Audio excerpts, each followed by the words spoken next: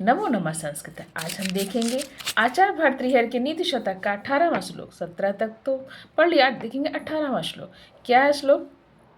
अम्भोजिनिवर निवास विलासमेव हंसस्य हन्ति नितरां कुपितो विधाता न त्वस्य दुग्धजल भेद विधौ प्रसिद्धां वैदग्ध्य कीर्तिम अपहर्तुम असौ समर्थ।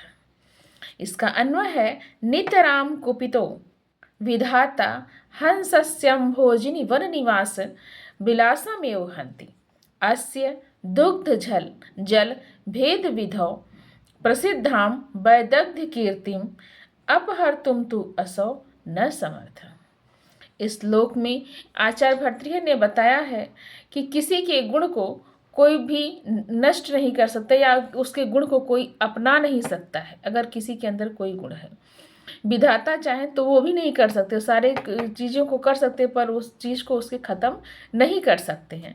जैसे नीर और क्षीर का उदाहरण उन्होंने दिया है कि दूध और जल को अगर एक में मिला है तो दूध और जल को केवल हंस ही अलग कर सकता है कि वह नीर को छोड़ दे और क्षीर को पी जाए। नीर क्षीर का अलगाव केवल हंस ही कर सकता है और कोई नहीं कर सकता है। उसी प्रकार किसी के अंदर जो कोई गुण है तो कार्य करने का, तो वह उस चीज़ को वही इंसान कर सकता है। अब इंसान का कार्य जानवर नहीं कर सकते या जानवर वाला कार्य इंसान नहीं कर सकता है, तो क्या विधाता अगर जो सबका पिता है वो भी चाहे तो उस काम को कर दे तो वह नहीं कर सकता है। जिसका जो काम है वही कर सकता है। उसी चीज़ को यहाँ पे बताया गया है। कहते हैं कि नितराम कुपितो विधाता हंसस्यो अम्भोजिनी वन निवास विलासम एव हन्ति। अर्थात नितराम कुपितो विधाता, अगर हमेशा अत्यंत क्रोधित हुए विधाता भी अधिक से अधिक हंसस्या अम्भोजिनी वन निवास विलासम एव हन्ति, अर्थात अधिक से अधिक हंसों और कमलिनियों के वन में निवास रूप विलास को नष्ट कर सकते हैं। अर्थात क्रोधित होकर विधाता भी अधिक से अधिक हंसों के और कमलिनियों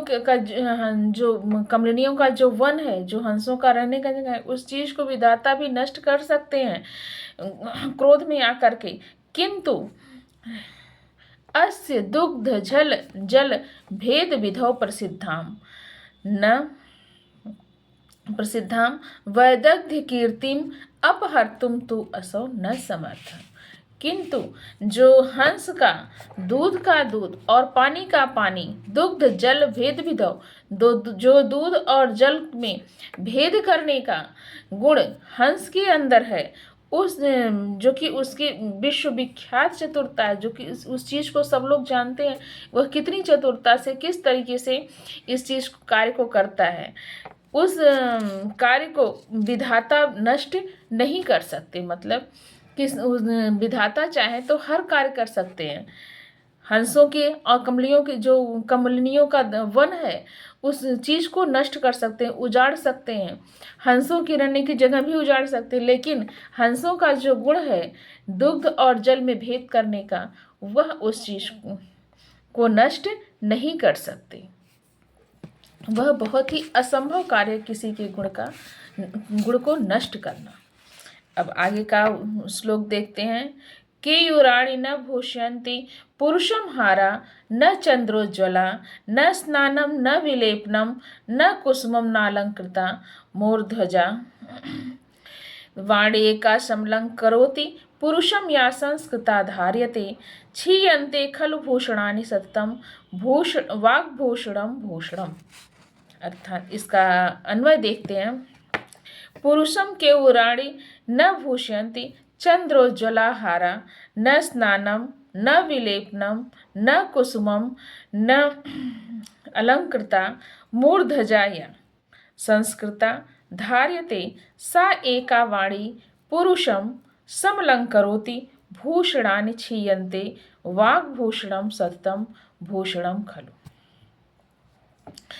अब इस श्लोक में आचार्य भर्तृहरि बताते हैं कि मनुष्य चाहे जितने भी अलंकार को धारण कर ले, चाहे जितने भी तरीके से अपने शरीर को अलंकृत कर ले, कितनों भी आभूषण धारण कर ले, सिर पर, कान में, नाक में, गले में, हाथ में, कमर में, पैर में, सब जगह अलंकृत कर ले, लेकिन वह अगर उसकी वाणी नहीं सुंदर है, अगर उसकी वाणी, इंसान की वाणी नहीं सुंदर है, तो वह सुंदर नहीं हो सकता। लाख अलंकार आप सज धज लीजिए, लेकिन अगर मुंह खोलते हैं, बोलने का ढंग आपके पास नहीं है, तो आपका आभूषण व्यर्थ है। तो इंसान का सबसे बड़ा आभूषण उसकी वाणी होती है। इसी चीज को यहाँ पे बताया गया है।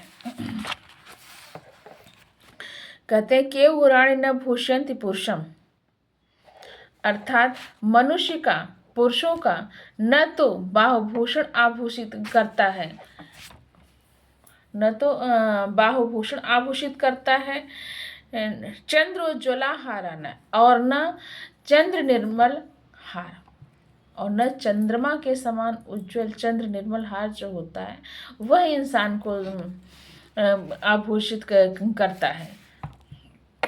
न स्नानम न विलेपनम न कुसुमम न अलंकृता, न स्नान करना, न ही चंदन का लेप करना, अनुलेपन उसका लेप करना, और न ही पुष्प का धारण करना, कुसुमम न अलंकृता मूर्धजा, और न ही अपने केशों में फूलों, अपने केशों को फूलों से सुसज्जित करने पर वह आभूषित होता है, सुंदर लगता है। या संस्कृता धार्यते सा एका वाणी पुरुषम समलंकरोति, पर अलंकृत अपने बालों को भी अलंकृत कर ले मात्र, तो वह आभूषित नहीं होता है।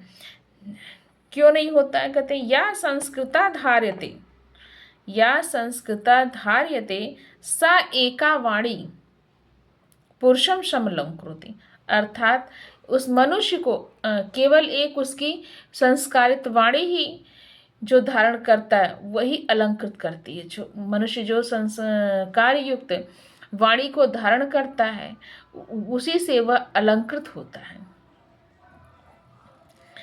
भूषणानि क्षीयन्ते वाग्भूषणम सततम भूषणम खलु, ते हैं कि सभी आभूषण इस काल के प्रवाह में, इस संसार में सभी आभूषण नष्ट हो सकते हैं, सब कुछ खराब हो सकता है, किंतु मनुष्य की वाणी का जो आभूषण है वह सदैव आभूषण ही रहता है। वह कोई गहने आभूषण से अलंकृत हो या ना हो, अगर उसकी वाणी शुद्ध है, सुंदर है,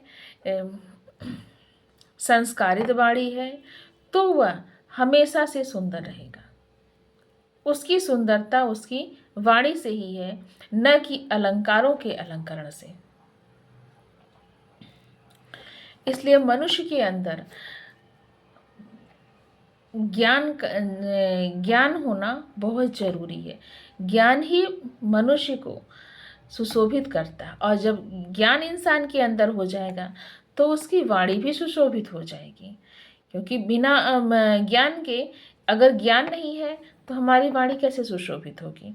उसके लिए सबसे बड़ी जरूरी है विद्या। विद्या अगर हम ग्रहण करते हैं, अगर हमारे अंदर ज्ञान है, तो हम कुछ तो हमारे ऊपर असर पड़ेगा। उस जानवर की बुद्धि से, मूर्ख की बुद्धि से कुछ तो असर पड़ेगा कि हम दूसरों को अलंकृत कर। और अगर आपके अंदर ज्ञान है तो बिना आभूषण के, बिना किसी चीज के भी आप सुशोभित होते हैं। ज्ञान वाले इंसान को, संस्कारित वाणी वाले को किसी भी अलंकार की जरूरत नहीं पड़ती है। यही चीजें इस नीति शतक के श्लोक में बताई गई हैं। धन्यवाद।